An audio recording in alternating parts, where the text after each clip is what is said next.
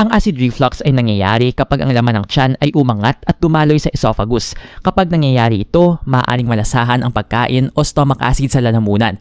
Nangyayari ang acid reflux kapag ang muscle na nagko-connect sa esophagus at sa tiyan o ang lower esophageal sphincter o LES ay mahina. Kapag hindi mahigpit ang pagkasara ng LES ay maaaring umangat ang laman ng tiyan. Doon nanggagaling ang sakit na nararamdaman. Bago natin simulan ng video na ito, huwag kalimutan mag-subscribe sa aming channel para sa mga health and love advice. At huwag kalimutan pindutin ang bell button para lagi maging updated sa aming mga bagong videos. Narito ang ilan sa mga gamot at lunas para sa acid reflux. 1. Antacids o antacid. Ang antacids tulad ng Tums, Malox at Rolaids ay ginagamit upang mabilis na neutralisahin ang stomach acid at magbibigay ng agarang ginhawa mula sa heartburn at acid reflux. Ang mga gamot na ito ay tumutulong sa pagtanggal ng acidity sa tiyan kaya't binabawasan nila ang iritasyon sa esophagus at tiyan. Mahalaga ito dahil ang mga antacids ay nagbibigay ng mabilis na relief, ngunit hindi nito tinatanggal ang sanhi ng acid reflux. Magandang gamitin ang mga ito para sa panandali ang ginhawa sa mga hindi malalang kaso ng acid reflux. 2. H2 receptor antagonists o H2 blockers. Ang mga H2 blockers tulad ng ranitidine o Zantac at famotidine o Pepcid at cimetidine o Tagamet ay tumutulong sa paghina ng acid production sa tiyan. Ang mga gamot na ito ay nakakasagabal sa histamine na isang kemikal na nagpapa-activate ng acid production sa tiyan. Mahalaga ito dahil hindi lamang nila tinatanggal ang acid kundi tumutulong sila sa pagpigil sa acid production sa loob ng ilang oras. Kaya't nagbibigay sila ng relief mula sa acid reflux at heartburn. Ang mga H2 blockers ay kapaki-pakinabang para sa mga kondisyon ng acid reflux na madalas mangyari at nangangailangan ng pangmatagalang solusyon.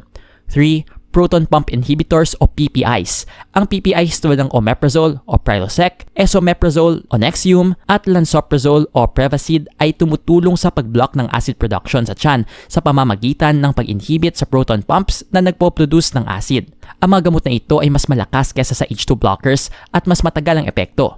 Ang PPIs ay ginagamit para sa severe acid reflux at kondisyon tulad ng gastroesophageal reflux disease o GERD. Mahalaga ang mga PPIs dahil pinipigilan nila ang recurrent acid reflux at nagbibigay ng pangmatagalang solusyon sa mga pasyenteng may chronic symptoms ng acid reflux. Gayunpaman, dapat gamitin ang mga ito ng may gabay ng doktor dahil ang prolonged use ng PPIs ay may mga potensyal na side effects tulad ng nutrient deficiencies. 4. Prokinetics. Ang prokinetic agents tulad ng metoclopramide o Reglan ay tumutulong sa pagpapabilis ng stomach emptying at nagpapabuti ng motility ng digestive system. Ang mga gamot na ito ay nagpapataas sa gastric motility, kaya't nakakatulong ito sa mga taong may acid reflux na dulot ng sluggish digestion o mabagal na pagtunaw ng pagkain sa tiyan. Mahalaga ito dahil ang pagpapabilis ng proseso ng digestion ay nakakatulong upang mabawasan ang pagkakataon ng stomach acid backup na nagpapababa ng acid reflux at mga sintomas ng heartburn. Ang mga prokinetic agents ay kadalasang ginagamit sa mga pasyenteng may gastroparesis o mabagal na emptying ng tiyan. 5. Lifestyle changes at dietary modifications. Ang pagbabago sa lifestyle o dieta ay isang mahalagang lunas para sa acid reflux. Kasama dito ang pag-iwas sa mga trigger foods tulad ng spicy foods, chocolate, citrus fruits, coffee at alcohol na kilala sa pagpapalala ng acid reflux. Ang regular na physical activity, pagbawas ng timbang at pagtulog ng naka-elevate ng ulo ay nakakatulong sa pagpapabuti ng digestive function at pagpapababa ng pressure sa tiyan.